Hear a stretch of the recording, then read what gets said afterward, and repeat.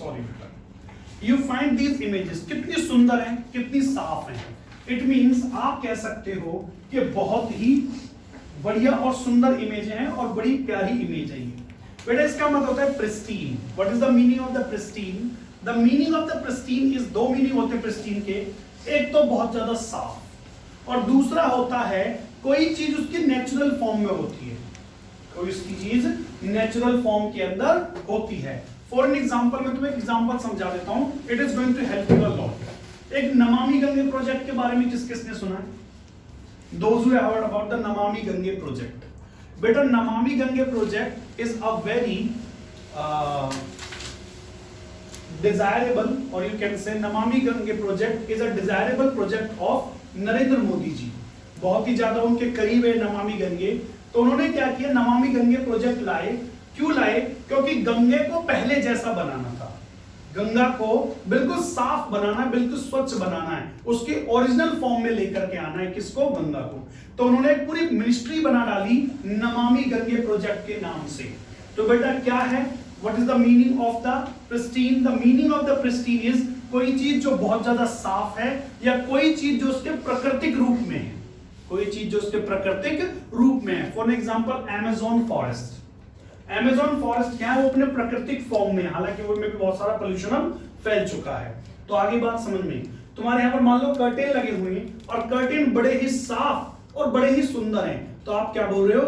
Pristine curtains, pristine curtains. तो pristine एक adjective होता है। Let's understand. यहां पर सबसे पहले एग्जांपल देख लेते हैं। यहां लिखा है बेटा pristine, extremely fresh and clean as if new, नए के जैसा बिल्कुल साफ, किसी वस्तु की वास्तविक अवस्था। ये हिंदी भी समझने की कोशिश किया करो। Namami Gange program was launched by Modi government to given the holy river its pristine form. मतलब कि नमामि गंगे प्रोजेक्ट लेकर के आई थी मोदी सरकार, ताकि जो गंगा कभी बहा करती थी जैसे, वैसे ही सुंदर हो जाए। नेक्स्ट एग्जांपल, साइंटिस्ट से, साइंटिस्ट तो से आएगा, गलत लग गया। Scientists say that it is impossible for the world to give the earth its pristine past or pristine form. Pristine past का मतलब समझते हो? ये जो अर्थ थी ना, ये अर्थ बड़ी ही सुंदर थी, इसमें बहुत सारे पेड़ थे, नदियां थी, झील थी। अब हमने क्या किया, सारे के सारे के ऊपर कंक्रीट का जंगल बना के डाल दिया।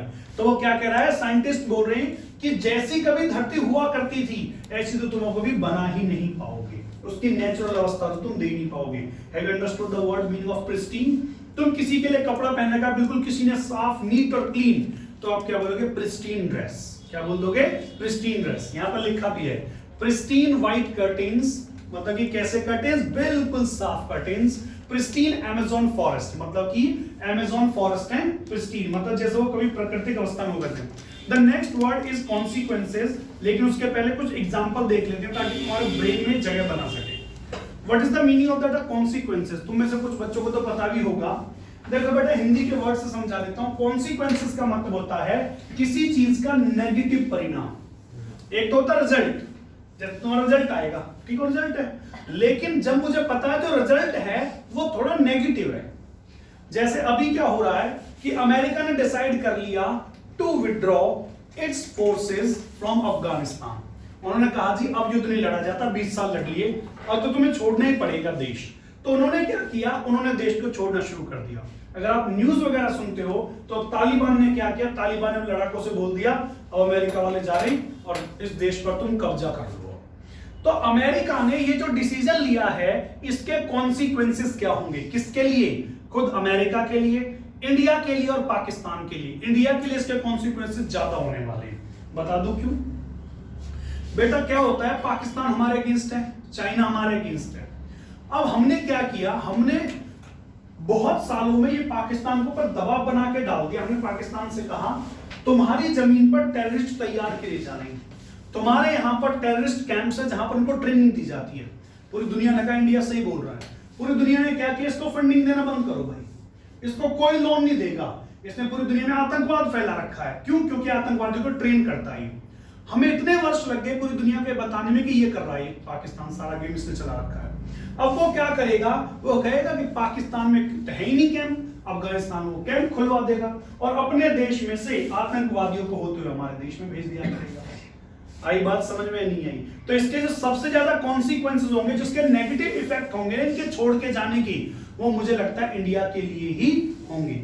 अपार्ट फ्रॉम द, वहां पर जो फीमेल्स हैं उनके लिए होंगे, क्यों? क्योंकि फीमेल्स को वो ज्यादा इंपॉर्टेंस नहीं देते, उनसे तो बहुत ही वो एक तरह से नफरत करते हैं, तालिबानी जो लोग होते हैं।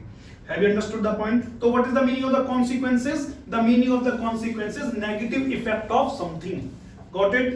तुमने कोई चीज तुम बोल रहे मम्मी से, मैं तो वो लेने वाला हूँ, ये करने वाला हूँ, मैं तो बोल दूंगा पापा से, बोला कॉन्सिक्वेंसेस पता है उसके क्या होंगे, पता है उसके क्या नकारात्मक परिणाम हो सकते हैं। सो बेटा लेट्स अंडरस्टैंड दुष्परिणाम। बेटा दुष्ट का मतलब होता है नेगेटिव, परिणाम means the result. What will be the consequences of withdrawal of American troops from Afghanistan? Afghanistan से अगर तुमने निकाल लोगे तो उसके क्या नेगेटिव प्रभाव होंगे, अभी तो सामने नहीं आए, लेकिन इतनी बातें जरूर आ चुकी हैं कि जो दुनिया भर के वहां पर लोग थे, जो सिटीजन्स थे, जैसे इंडिया के वो सिटीजन्स थे, उनका बोला भाई वापस आ जाओ। चाइना ने भी अपने सिटीजन्स को बुला लिया। नेक्स्ट देखते हैं, we are facing consequences of global warming in the form of natural disasters such as flood, excessive heat, landslide and melting of glaciers. ये भाई ग्लोबल वार्मिंग के कॉन्सिक्वेंसेस है। ग्लोबल वार्मिंग का एक परिणाम है कि सुबह से तुम देख रहे हो कितनी ज्यादा ह्यूमिडिटी है, कितनी ज्यादा गर्मी, उसके बावजूद भी बारिश नहीं पड़ रही है। 3 दिन से लोग कह रहे हैं कि भगवान अब तो पड़ जाओ ना, मान भी जाओ तो लेकिन भगवान मान नहीं रहे। क्यों हो रहा है ये? It is happening because of the global warming. तो आपको बात समझ में आ रही है? पोल्यूशन के कॉन्सिक्वेंसेस क्या होंगे? अब आ रही है कुछ बात स्ट्राइक कर रही है मन में। तो बेटा हमने 2 वर्ड्स पढ़े। First is pristine. What is the meaning of the pristine? The meaning of pristine is pure, साफ है। Consequences means negative effect of something। ये है बेटा बहुत ही बढ़िया हमारा। बेटा एक अजीब वर्ड है, but it is being used nowadays। इसका बहुत ज्यादा यूज किया जा रहा है। That is called scum। That is called scum। Scum का मतलब क्या होता है? यहां से समझाना शुरू करता हूं। Scum का मतलब होता है हार मान लेना या किसी चीज का शिकार हो जाना। तुम देखो कोरोना वायरस की वजह से कितनी सारी जो जिंदगियां वो खामोश हो गई, कितनी सारी जिंदगियां खत्म हो चुकी हैं। That is called scum. तो स्कम के 2 मीनिंग है। एक तो मर जाना, मर जाने के भी आगे इसका एक मीनिंग है, दैट इज हार मान लेना।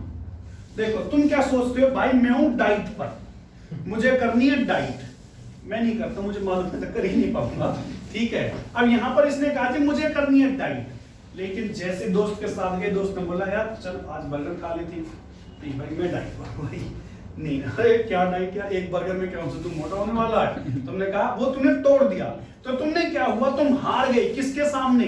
अपनी इच्छाओं के सामने। Got the point? ये एक वर्ब होती है, स्कम्ड, स्कम्ड, स्कम्ड। आ गई? तो एक तो मृत्यु हो जाना किसी चीज के आगे, जैसे कोरोना से मृत्यु हो जाना, जैसे millions of people have succumbed due to कोविड-19। Millions of people have succumbed due to कोविड-19। या कोई वादा कर देना, उससे मुकर जाना, और मतलब कि उसको पूरा ना कर पाना, उसको भी तुम क्या बोल दोगे? उसको तुम स्कम बोल दोगे। यहाँ पर एग्जांपल लिखा हुआ है, millions of people in world have succumbed due to कोविड-19। कोविड-19 के कारण लाखों लोगों की मृत्यु हो चुकी है। Thousands of people come in India due to pollution every year। Hindustan के अंदर thousands, हजारों लोग मर जाते हैं किसके कारण? सिर्फ pollution के कारण। नेक्स्ट है बेटा circumlocution। What is the meaning of the circumlocution? ये जरा समझना इस बात को। कुछ लोगों को आदत होती है, वो तुमने मूवी में देखा होगा, यार मुझे वहां तक जाना था, चांदनी चौक तक। अच्छा चांदनी चौक जब कभी पहुंचा दूंगा तेरे को, यहाँ से सीधा जाना, फिर लेफ्ट हैंड पर एक रास्ता आएगा, मत मुड़ना, ठीक है, फिर सीधा जाना, सीधा बिल्कुल सीधा, हाँ ठीक है। बड़का पेड़ आएगा, फिर पुलिस के बराबर से निकल जाना। अच्छा, फिर सीधा जाना, फिर सीधे सीधा, फिर एक मंदिर आएगा, तो हाँ क्या वहां से सीधा जाऊं ना, राइट हैंड पर मुड़ना। Got it? तो कुछ लोग क्या होते हैं, वो घुमा फिराकर बात को करते हैं। तो वे लगता है जल्दी खत्म कर दे, इतनी इंपॉर्टेंट बात नहीं है, लेकिन उनकी आदत क्या होती है? उनकी आदत होती है वो गोल गोल गोल गोल घुमाते रहते हैं। जैसे कि cut the circumlocution and just tell me where I can buy a pair of socks. मतलब कि बात को खत्म कर, यहीं पर भाई कट द सर्कमलोक्यूशन, इधर उधर की बातें छोड़ो, सर इतना % डिस्काउंट दे रहे हम, आप हमारे यहां से ले सकते हो, ये बात वो बात। उसने कहा घुमा फिराने बात बंद करो, मुझे सीधा सीधा बताओ कि मैं सॉक्स कहां से ले सकता हूं। तो बेटा घुमा फिरा कर बात करना, what do we use for that, we use circumlocution. यहां पर देखो छोटी सी बात है, घुमारे घुमारे घुमारे घुमारे। ओके, तो सर्कमलोक्यूशन क्या है? सर्कमलोक्यूशन इज अ नाउन, ये नाउन है बेटा सर्कमलोक्यूशन, ठीक है। ऐसे ही एक सर्कमलोक्यूटरी होता है, तो वहां से आपको पता चल जाएगा, एग्जांपल में लिखा होगा जरूर। यहां पर देखो बेटा सर्कमलोक्यूटरी क्या होता है? सर्कमलोक्यूटरी होता है एडजेक्टिव, गॉट इट। अब यहां पर देखो circumlocution means politicians are good at circumlocution, जो पॉलिटिशियंस होते हैं वो बहुत अच्छे होते हैं सर्कमलोक्यूशन, मतलब घुमा फिरा कर बात को करने में। Have you understood? चलो मैं तुम्हें एक बहुत अच्छी चीज बता देता हूं, तुम्हें वैसे तो मालूम होगी, जब कोई व्यक्ति किसी चीज में अच्छा होता है तो वो उसको बोलता है बेटा गुड एट। क्या बोलता है उसको? गुड एट, मतलब कि I am good at mathematics. अब बच्चा क्या करता है, वो लगा देता है I am good in mathematics, बेटा ये गलत है। गुड एट मैथमेटिक्स में मैथमेटिक्स में अच्छा हूं। अच्छा, कुछ बुरे भी होंगे मेरी तरह, मुझे को नहीं आता, वो बोलेंगे I am bad at mathematics, I am bad at mathematics, में मैथमेटिक्स में बेकार हूं, ठीक है। इसके अलावा एक और अच्छा वर्ड है लॉफ एट, सर ने बता दिया वैसे तो जब आप किसी के ऊपर हंसते हो ना तो उसको क्या बोलते हैं? He is laughing at me, he is laughing at me. बच्चा क्या बोलता है? He is laughing on me, नहीं बेटा, he is laughing at me, ठीक है बेटा। तो यहां पर एट का यूज होता है गुड एट किसी चीज में अच्छे हैं, बैड एट किसी चीज में बुरे हैं, लॉफ एट का मतलब है किसी पर हंसना, गॉट इट। तो यहां पर क्या लिखा है?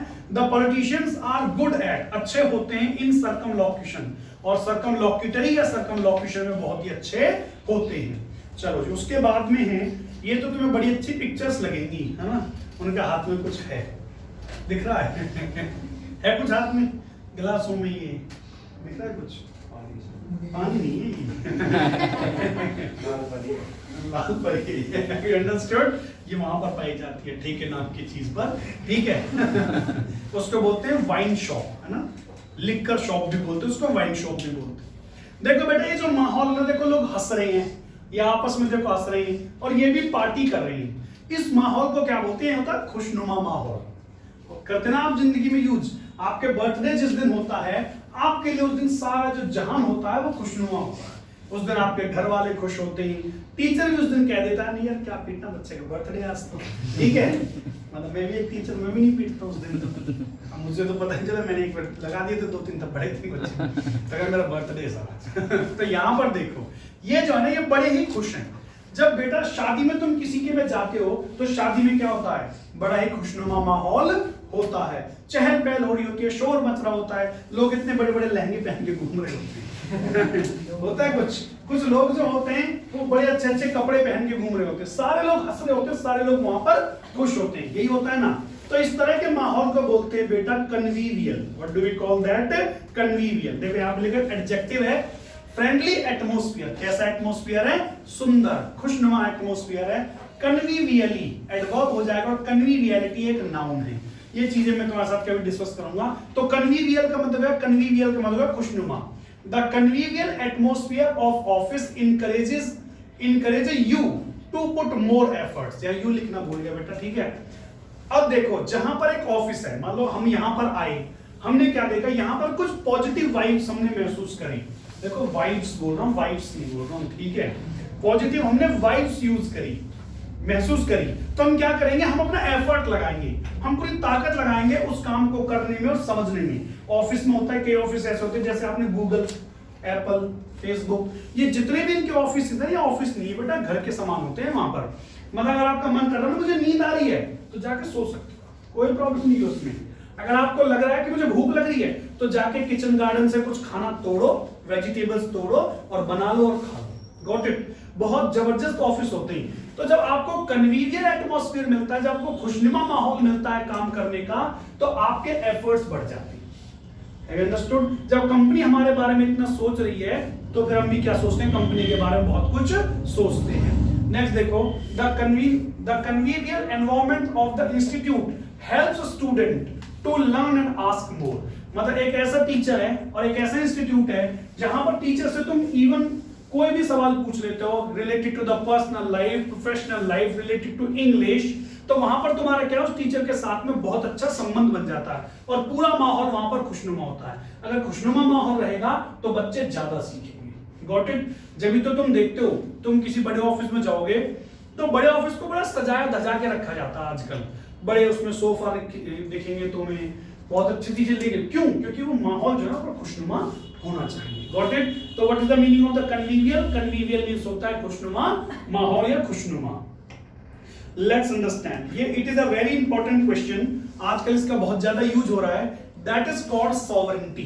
That is called sovereignty. Sovereignty means क्या होता है? The meaning of sovereignty is स्वतंत्रता, फ्रीडम। ओके, फ्रीडम जो वर्ड पढ़ा है ना तुमने, उसका सिनोनिम होता है दैट इज कॉल्ड सॉवरेंटी। अब देखो, अगर तुम पॉलिटिकल साइंस के स्टूडेंट होते तो बहुत अच्छी तरह से समझ पाते, ये जो पूरा वर्ड है ना, इसको किसी के हाथ में है, देखो ये किसी के हाथ में है। अगर तुम समझ पा रहे हो तो एक पपिट का शो हो रहा है। आई बात समझ में? तुम कहने को आजाद हो, तुम कहने को एक सॉवरेन नेशन हो। कैसे नेशन हो? सॉवरेन, स्वतंत्र नेशन हो, लेकिन एक्चुअल में कंट्रोल तो कोई और ही कर रहा है। फॉर एन एग्जांपल, हम कहते हैं जी हमें रशिया के साथ अच्छे संबंध बनाने हैं। Russia, you understand, we want good relations with Russia.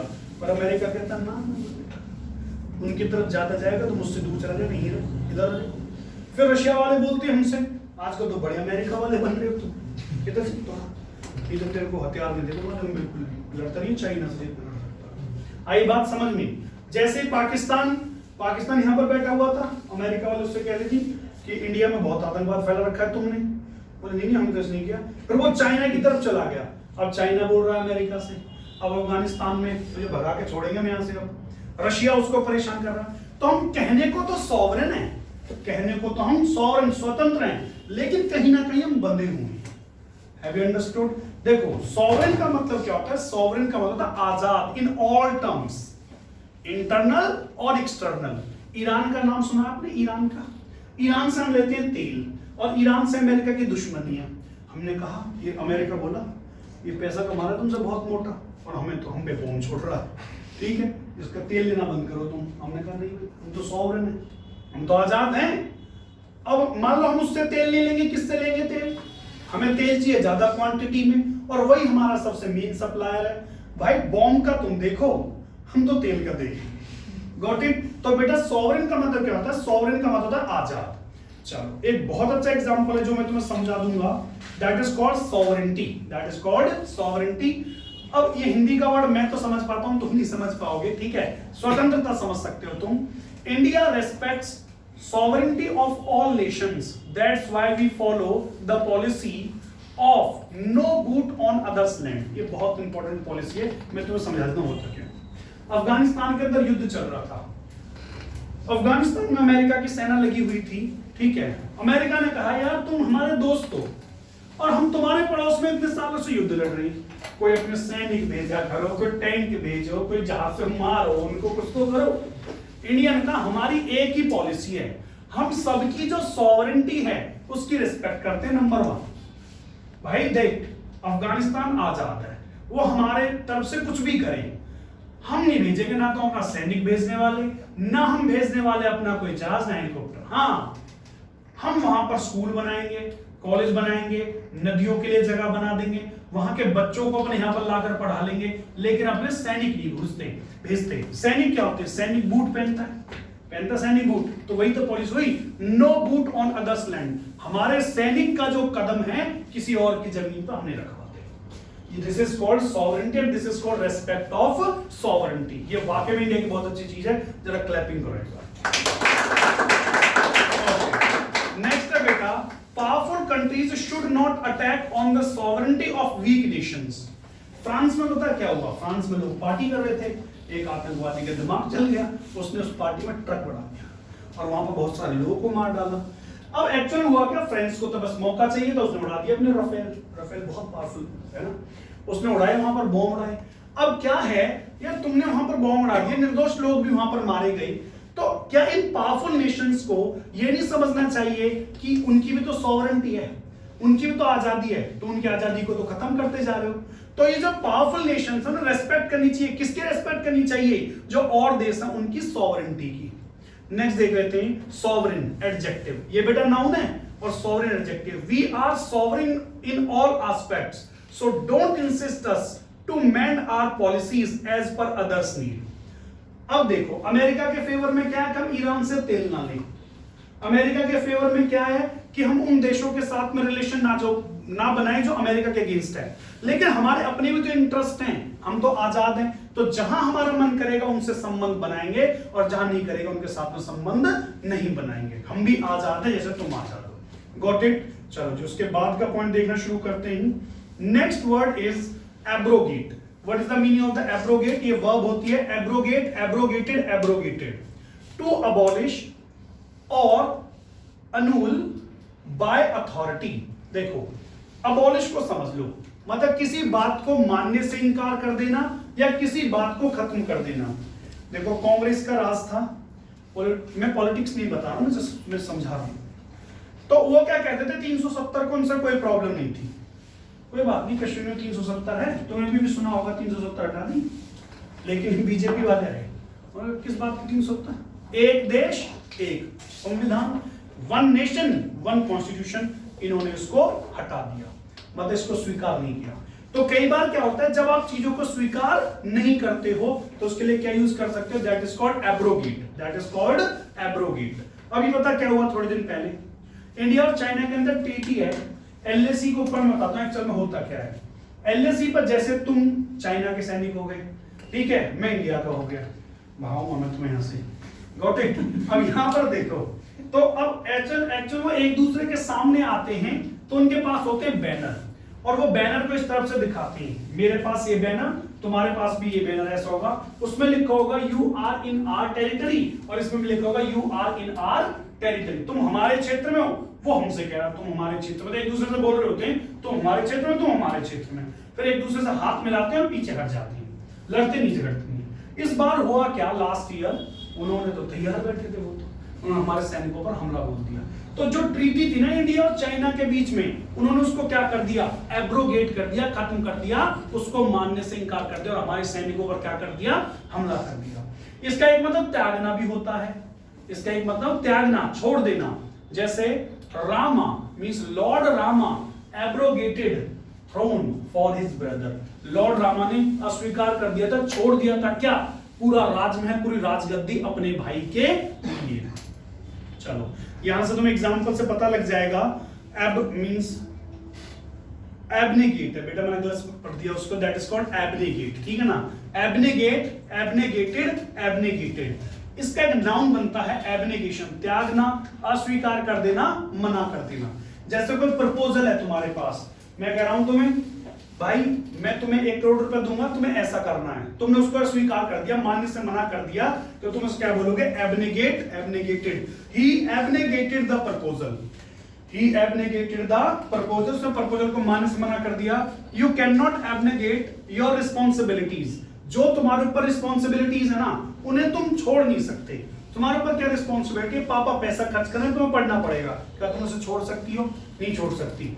मेरे ऊपर रिस्पॉन्सिबिलिटीज है, मैं उनको नहीं छोड़ सकता, so that is called abnegate. What do we call? Abnegate. Next देखो, government should not abnegate its responsibilities towards its citizens. अब भारत सरकार में क्या, भारत में भी क्या हुआ थोड़े दिन पहले कि यार सरकार दिख नहीं रही थी कहीं पर, लोग मर रहे थे, लोगों को सांसें नहीं आ रही थी। अब सरकार के ऊपर जो रिस्पॉन्सिबिलिटीज हैं, क्या उन्हें एब्नेगेट कर सकते हैं? क्या उन्हें वो छोड़ सकते हैं? नहीं छोड़नी चाहिए होंगी। वैसे ही हमें भी अपनी रिस्पॉन्सिबिलिटीज अस्वीकार नहीं करनी चाहिए, हमें उनको क्या करना चाहिए? शोल्डर करना चाहिए। We should shoulder our responsibilities. तुमने कभी ऐड आई है नहीं कि तुम्हारे कंधों पर इस कंपनी की जिम्मेदारी है, तो उसके बाद समझते इंग्लिश में वो कुछ ऐसा ही होता है, means you have to shoulder the responsibilities of this company. Shoulder का मतलब तुम्हें कंधे पर लेनी है, तुम्हें उठानी है सारी कंपनी। Got it? तो बेटा इसका मतलब होगा लॉर्ड रामा, और Ram abnegated throne for his brother, उसने अपने भाई के लिए क्या कर दिया था? पूरा का पूरा राजमहल ही छोड़ दिया था। चलो इंटरेस्टिंग लग रहा, थोड़ा नहीं लग रहा? ठीक है। उसके बाद देखना शुरू करते हैं, ये रॉकेट पे बैठा, सॉरी रॉकेट ये रॉकेट पे बैठा और निकल दिया बहुत तेजी के साथ में। अच्छा एक बात, मैं भी क्रिकेट खेलता था, तुम भी खेलते हो, मतलब जब वो टाइम होता है जैसे 4 बज जाते हैं, 5 बज जाते हैं, और घर पर उस टाइम कोई कह दिया ये काम कर दो, उस टाइम पे ऐसा लगता है पूरा दिन था, पूरे दिन यही था, तो मैं तब नहीं बोला मुझसे, है ना। तुम में होती है उत्सुकता, क्या होती है, उत्सुकता होती है। मेरी बाइक खराब हो गई थी, फिर मैंने कहा मैं दौड़ता नहीं हूं, तो मैं दौड़ता हूं, ठीक है।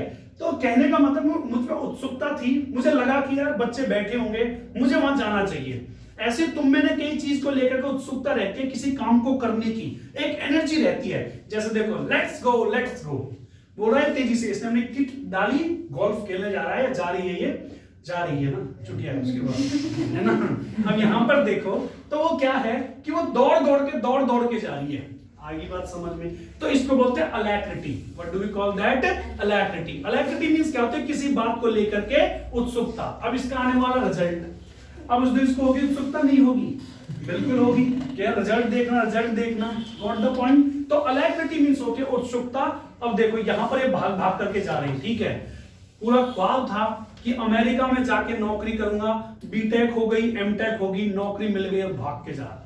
That is called alacrity. That is called alacrity. किसी काम को करने की उत्सुकता, किसी काम को पाने की, किसी चीज को पाने की जो क्यूरियोसिटी, जो ईगरनेस होती है, that is called alacrity. Alacrity यहां पर नाउन है, great willingness, great willingness, eagerness और enthusiasm. It is really a very good word. Next class में भी इसे वर्ड जरूर डिस्कस करेंगे. That is called enthusiasm. Enthusiasm इसमें क्या होता है, किसी चीज को पाने की खुशी, किसी चीज को पाने की तड़प। Got it? अब यहां पर देखो बेटा, यहां पर लिखा था alacrity of the audience should be recognized by their energetic cheer up. या can be आना चाहिए बेटा, ठीक है। The alacrity of the audience can be recognized. अब जो मान लो कोई हीरो आ रहा है, और हीरो के आने से पहले क्या होता है, लोग पूरा शोर करते हैं, बहुत जबरदस्त। हमने पहले की क्लासों में पढ़ा, that is called clamorous, that is called clamorous, बहुत ज्यादा शोरगुल, बहुत ज्यादा उत्साह। हमने एक और पढ़ा था, that is called pandemic, pandemic नहीं था, pandemonium, that is called pandemonium. पंडित और मुनि क्या करते हैं, पेंडेमोनियम क्रिएट कर देते हैं। तो बेटा, तो पेंडेमोनियम था, वहां पर अलैक्रिटी थी। आगे बात समझ में नहीं आई, उत्सुकता। She accepted the assignment with alacrity.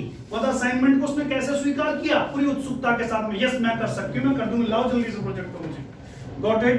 Next है बेटा, बहुत अच्छा वर्ड है, the alacrity of a student for learning encourages a teacher to give its fullest in the class. अगर स्टूडेंट पढ़ने वाले बैठे ना क्लास के अंदर, और स्टूडेंट्स वाकई में सीखने वाले हैं, तो टीचर फिर अपना फुल देना शुरू करता है। तब वो पढ़ाना शुरू करता है, जब उसको पता लग जाता है ना कि बच्चों में बहुत उत्साह है, बच्चों में बहुत जुनून है इस चीज को लर्न करने का, सीखने का, तो जब टीचर अपना फुल देता है, मतलब कि जो जितना बेहतर पढ़ा सकता है वो उतना अच्छा पढ़ाता है। ये बहुत अच्छा यूज है, और इन कॉन्टेक्स्ट ऑफ आजकल तो इसका बहुत ही ज्यादा यूज है। मतलब तुम्हें यकीन नहीं होगा, आप खाते हैं लौकी घर पे, what do we call that in English, what do we call that? मुझे लगता है उसे बोलते हैं बॉटल गार्ड, है ना, ठीक है। एक होता है बिटर गार्ड और एक होता है बॉटल गार्ड, ठीक है। बेटा उसमें इंजेक्शन लगाई जाती है, जब वो छोटा सा बच्चा होता है ना, तो उसमें इंजेक्शन लगा देते हैं, और वो इंजेक्शन से दो दिन के अंदर बहुत बड़ा बॉटल गार्ड बन जाता है, ठीक है। अब एक्चुअल में क्या है, मान लो संतरा है, संतरा को पहले केमिकल से इसको पीला दिखा दिया, पका हुआ, इसमें चीनी डाल दे तो मीठा हो जाएगा, या कोई केमिकल्स के अंदर डाल दे वो भी मीठा हो जाएगा। कुछ बुरा नहीं है, 2 मिनट सुन लेते इसको, ढोल को क्या अच्छा तो लग रहा है, कुछ मुझे नहीं लगता इसमें कुछ बुरा है, ठीक है। चलो, ये सबका बचता है एक दिन बात समझने, और ऐसा बचता है कि बचता ही रहता है कि चलो ठीक है। अब यहाँ पर देखो बेटा, इन्होंने क्या किया कि तुम देखोगे जब शहद होता है ना, मैं तुम्हें एक सर्वे बता देता हूँ। इंडिया के अंदर एक स्टडी कराई गई, और गवर्नमेंट ने कराई स्टडी। उसमें क्या पाया, मतलब कैमरे पर भी एक तरह से, मतलब 20 सैंपल लिए गए बहुत बड़ी बड़ी कंपनियों के, और माना जाता है उनमें से 15 से 16 सैंपल बेकार। मतलब कि उनमें क्या था, उनमें मिलावट थी, और इसमें केमिकल मिलाया जाता है जो चाइना से आता है। इन्होंने बड़ा दुखी किया हमें, ठीक है। तो बेटा इसको बोलते हैं, जो मिलावट होती है उसको हम बोलते हैं adulteration. What do we call that, adulteration. देखो यहां से लिख लेना, बहुत अच्छा लिखने को मिलेगा, अडल्ट्रेट, अडल्ट्रेटेड, अडल्ट्रेटेड, मिलावट करना। देखो, edibles are adulterated at such a great level in India because of it, और बिकॉज ऑफ इट का मतलब अडल्ट्रेशन से, because of it people are getting ill day by day, लोग जो है बीमार पड़ते जा रहे हैं दिन प्रतिदिन। एक तो पहले तो पोल्यूशन ऑलरेडी हो गया, दूसरा शहद भी साफ नहीं है, कुछ भी साफ नहीं आ रहा। तो बेटा अडल्ट्रेटेड का मतलब क्या होता है? अडल्ट्रेटेड का मतलब है मिलावट करना, मिलावट करना। ठीक है, यहां पर देखो, the adulteration in edibles should be stopped so that people can be given healthy life, ताकि लोगों को कैसा जीवन दिया जा सके, ताकि लोगों को एक हेल्दी लाइफ दी जा सके, ताकि लोगों को एक स्वस्थ जीवन दिया जा सके। तो हमने क्या सीखा? अडल्ट्रेट, अडल्ट्रेटेड, अडल्ट्रेशन। अडल्ट्रेशन का मतलब मिलावटखोरी जो है ना। Adulterated sweets are sold on festivals to meet the demand.